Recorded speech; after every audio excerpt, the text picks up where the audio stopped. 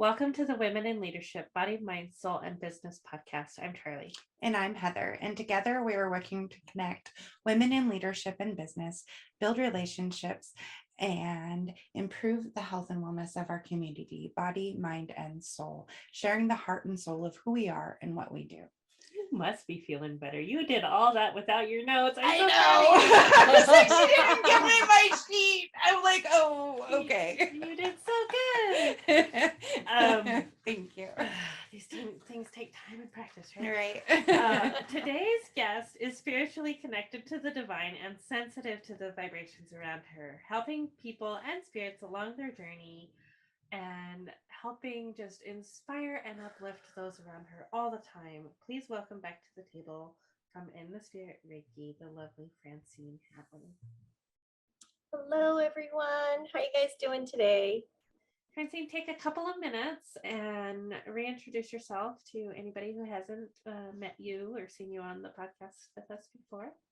Right. So, as Charlie said, my name is Francine Hatley. I am a spiritual medium and I am a Reiki master. So, I have seen and been able to talk to and communicate with the dead since I was probably born. My earliest recollection was I was very, very little. And my first quote unquote imaginary friend was my grandfather, who passed 20 years before I was born. So what I do is I help heal those stuck spirits, those who didn't cross over, go into the light. I help them figure out why, and I cross them over. I deliver messages to people from their friends and family, their loved ones who have already passed, and they're going to come through and give you messages. And I do have to warn everyone that you're not going to get what you want, but you'll get what you need. So you may not get the lovey-dovey message from, Grandpa Ray, but you may get your blankety blank up off that couch and go do some blankety blank work. That's what you might get. That's what grandpas say. Right? But if they remember their grandpa, it would totally make sense to them and they would be endeared by that anyway, right? Right.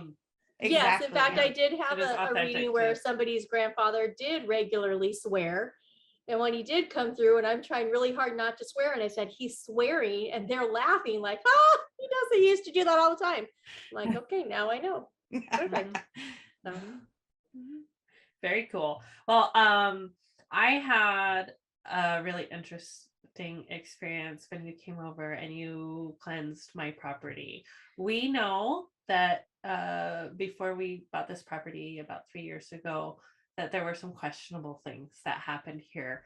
And we have experienced some odd things happening. We would hear voices, or we'd see things moving, and then we'd look and it's not there. Or we've had cups thrown at us from across the kitchen. My daughter's had things thrown at her in her closet. Nobody else is in the house, all that stuff. And so Francine came over last week and walked the property and dispelled a couple of spirits from my property and cleansed the house. And not only did my house smell amazing for like 3 or 4 days, but it feels so much better, so much lighter, just all over the property, in the yard and all that stuff. It just feels so fresh and new. It's like my house, my property went through the washing machine and came out smelling so much better. It did. Right? And Heather, she's here all the time with us, and she feels that too. She was like, wow, your house feels different. I'm like, yeah, Francine came over and did her thing. And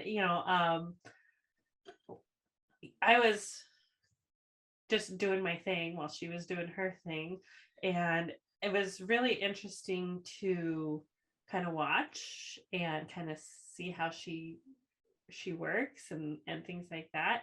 But it was also very, very cool. And so, Francine, thank you for coming over and taking care of those things for me, because my house, my space just feels so much more positive than it did before. I don't know that I've ever been saged by somebody that does Reiki either. Like, that was awesome. I was like, this is the best saging ever. Feel it, right? Yeah. Yeah. I pour a lot of love into what I do. One of my mottos is everything I do with love, for love, and because of love. And so it's that wonderful, yummy, universal energy. And I tap into that before I do any of my work. And so I make sure I'm surrounded by love, but then I'm also putting that out there. So I'm making sure that I am truly putting love into every nook and cranny of the space and into the people that I'm working with and interacting with. And I think, for those of us who are Harry Potter fans, J.K. Rowling really did get it right that love really is the most powerful magic in the world, because love truly does conquer all. Yes, absolutely. Yeah. Ugh. That's so exciting. And if you really think about how things align in your life, when things are in alignment, it is because of love, right? And with our work and what we do, we just share the love that we have with everybody around us, and they share the love that they have with everybody around them, and we have had this really cool dynamic where we see each other, our guests and each other, Heather and I, just grow exponentially. We have seen the same guests that we've had to talk to the day before, walk them through the whole thing again, calm them down, and have that preparation speech, to having public speaking engagements. Right. Like huge shifts, because we are taking the time to love on each other and empower each other in the most profound way that we know how. Each of us. Yeah. Yeah, it's all through love and being genuinely yourself. People can tell when you're not being genuine. Right. So if you're truly being genuine with your love and with your support, people react to that, and they will reciprocate, and then the relationship will grow, and then you'll both grow as people, because you're getting that support. You're getting that absolute genuine love and support. And so that's, I think, what this is all about in our groups. Absolutely. We're there to support each other and be genuine. Let your guard down. We've had those meetings where one or more of us have cried or vented or whatever. We're allowed, we're in a safe space, right? So we can be truly who we are. And we're vulnerable. As human beings, we have those vulnerable moments. And we should be allowed to say, I'm having a really rotten day. Let me tell you what's going on, and have someone go, oh my God, I totally know where you're coming from. And then open the conversation, and that gives you the support, and that gives you that love that you need. Right. Absolutely.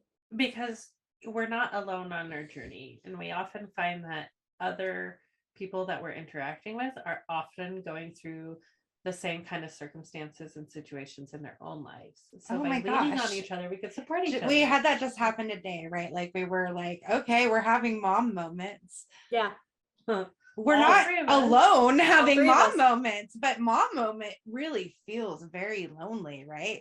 Because it is very lonely when you're like, this is not how I want to be as a mom. I don't want to momzilla. I don't want to have to, express myself in this way. But I'm like, oh, she's having a momzilla moment. Oh, every single mom has those moments. I don't know a mom that doesn't. Right. I mean, you look, sit back, we all in our own way. I'm going to change that a little bit, and I'm going to say person. Every person has those moments, no matter what their age are. Kids have tantrums, we have our moments too. They might look a little different. I love we the might not throw ourselves language. on the floor, but yeah. Well, and let's remember too that some moms aren't female. Right. Yeah. Some moms are dads. Yeah. And so, I absolutely agree. I love the inclusive language, Yeah. And I think it's really important for us to also remember that it's okay for us to have those moments. but we just want to handle them appropriately, Yeah. right? We don't want our fuse to blow and we, We don't want to be, emotionally vomit all over somebody, right? Or Yeah. take Well, our but- aggressions and anger out on somebody else. So we have to, Right. there's positive ways to deal with things within ourselves.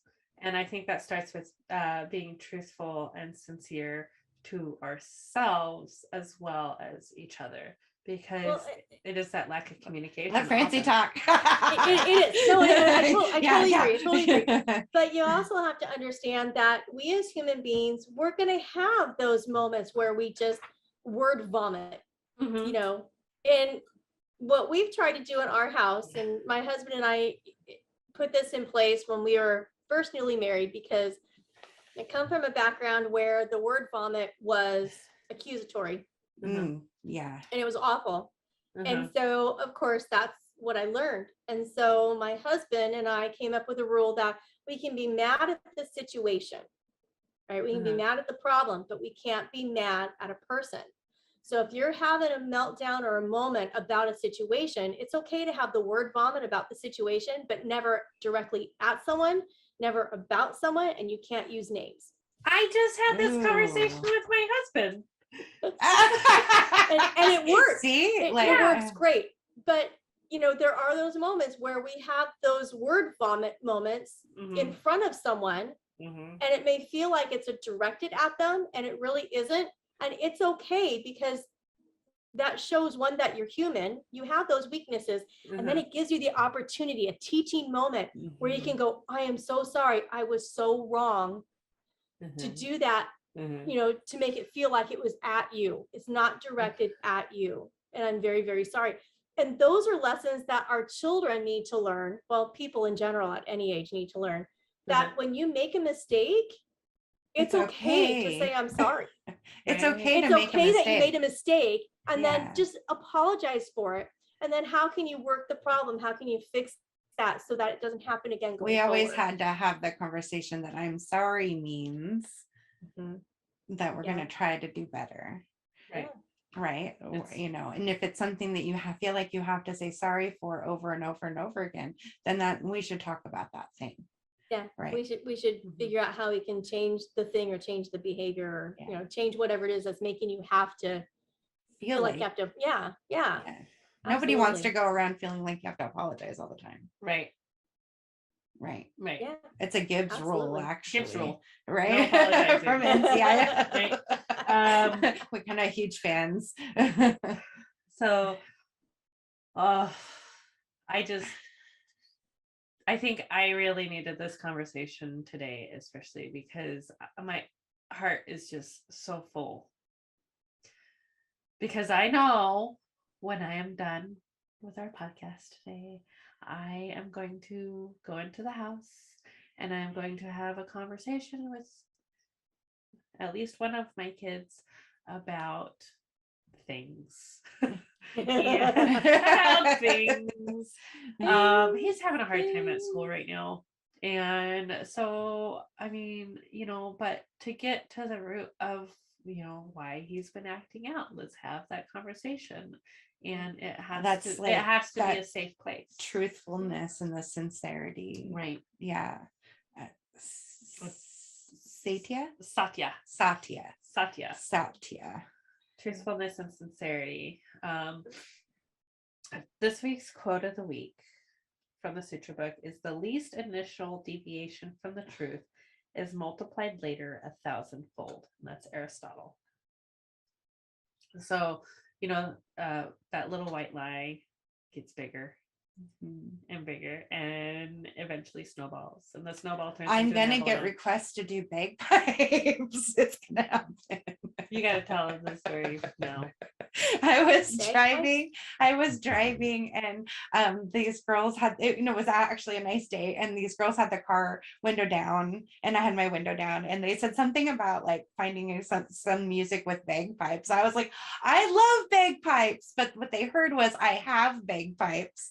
And so I'm like, it's out there now. I'm like, Fred, oh no, it's gonna come back to me, like Well, I that's just know funny. it. Yeah, someone's gonna come back and go, where are your bagpipes? Right? I'll be like, oh, You gotta play I'm your awful bagpipes. winded, but So, Francine, when you think of truthfulness and sincerity,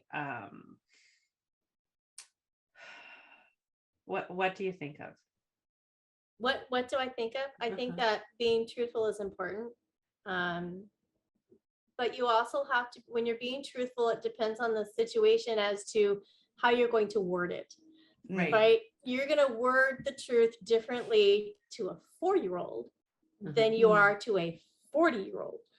True. I sure hope so. Right. Right. Yeah. I And mean, then you hope that that's true, but and so I'm all for the truth. Like well, let's take a topic that a lot of parents have trouble with. That's talking about sex with your children, Yeah. right? Where do babies come from? That usually is asked pretty early on, especially if mommy's pregnant and yeah. the new sibling is kind of go, well, where do babies come from? How to get it in your tummy, right? No, the stork didn't bring it. We didn't find it out in a cabbage patch, right? right. Mommy and daddy had some alone time, and it resulted in this. Well, the problem with saying things like that is then the kid's going to go, well, if I'm alone with somebody, does that mean I'm going to get pregnant? Right. Right? You have to be very careful in how you have to word be it. very careful in how you word it, right? Mhm. And I remember when my kids hit I that, just middle school age, right? They're learning stuff at school, but they're also learning stuff from their friends. And yes. my son would bring over his friends, and all of my sons did this really, and their friends would sit down and they'd start talking about stuff, and inevitably I'd overhear, and I'd come over and I'd sit down and I go, let's set the record straight, let's talk about things. And while I'm sure the parents on one hand were like, oh my god, she talked about sex with my kid, on the other hand they're like, oh, I'm so glad she did it so I didn't have to. Right. Right. Yeah. Right. I definitely am that parent too. Like I am always talking about the terms and what things mean and what the slangs are. And my son can come to me and be like, I don't know what this meant, Mom. And I go, I'll tell you. You know? Right. And Right. there's so And many don't- slang terms, and society as a whole has turned sex into some kind of dirty joke. Yeah, and it it's shouldn't not. be. This is a natural bodily process. We all do it, right? We all, have enjoyed it. Let's be honest, right? Right. Right. Sex is a natural function, right? So you shouldn't give the body parts cutesy little names. You need to use the proper names with them. Get used to saying them. There's no shame in it. There should Right. never be any shame in talking about your body. Right. And we did that with our boys from the very beginning when they were very young. We would talk about what that was. I would call it what it was. I didn't call it some cutesy little name. I would tell them what it is. They'd ask, well, what's different between your body and my body? And I would tell them as best I could, right? When they're 4 or 5 years old, Right. right? My kids were old enough, my older two were old enough that when my youngest one came along, they saw mommy breastfeeding the baby, right? Yeah. They asked mommy, what are you doing? I'm feeding the baby. This is what these are meant for, right? This is what I do. Right. So if you put shame into those, cutesy little names, right? If you don't call them what they're supposed to be called, you are covering up. You are continuing that it's a dirty little secret. It's a dirty thing. We shouldn't call it that. We shouldn't talk about it. And then that leaves the door open for kids to potentially be taken advantage of. Wow. And then they're told, Mhm. keep it a secret, right? Mhm. Right. And so Well, they do, because that shame is there. Well, and then they're already taught that you shouldn't talk about it. and that you right. shouldn't talk about it. We Yeah. shouldn't call it what it is. We shouldn't say And it. then, Wow. you know, the risk of something happening is greater because of the naivety. Yeah. And that's what happened to me when I was younger. My parents didn't talk about any of it. Like, I didn't even. The only reason why I knew what to do when I started my period is because I had an older sister, Mhm. and I saw my mom taking care of it. But other than that, I didn't really know anything about my body and By how not I should feel. talking about it, not creating a narrative, Mhm. we don't give room for like who's creating that narrative. Right. Because that I just got that. Like Right. the predators in my life created the narrative. Right. Mhm. So had somebody else talked to me about sex and What body is parts appropriate? and what is not appropriate, what is not. appropriate? I mean, yeah, now all my nieces and nephews now all know. Like, Right. Yeah. but we didn't know when we were little, my cousins and I. It was a Yeah. big, like, not discussed thing No, it back wasn't. in, the 80s. It wasn't. It wasn't discussed, even earlier than that. Right. Well, and I Heaven forbid think someone should that talk it- about it. Right. Yeah. with technology advancements, we can reach out to other women now and learn how to have better conversations Right. so Well, that we and can be better and be more truthful. yeah, and let's put it this way.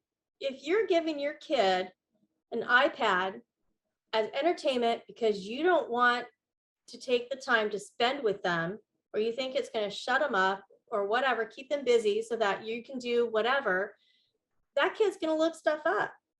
Who would you They're rather gonna have find the out on their conversation? own. Yeah. Yeah, who would you rather have that conversation about sex with your child? The internet or you? Mhm. Right? Mhm. I mean, think about that in Oh this my day and gosh. age.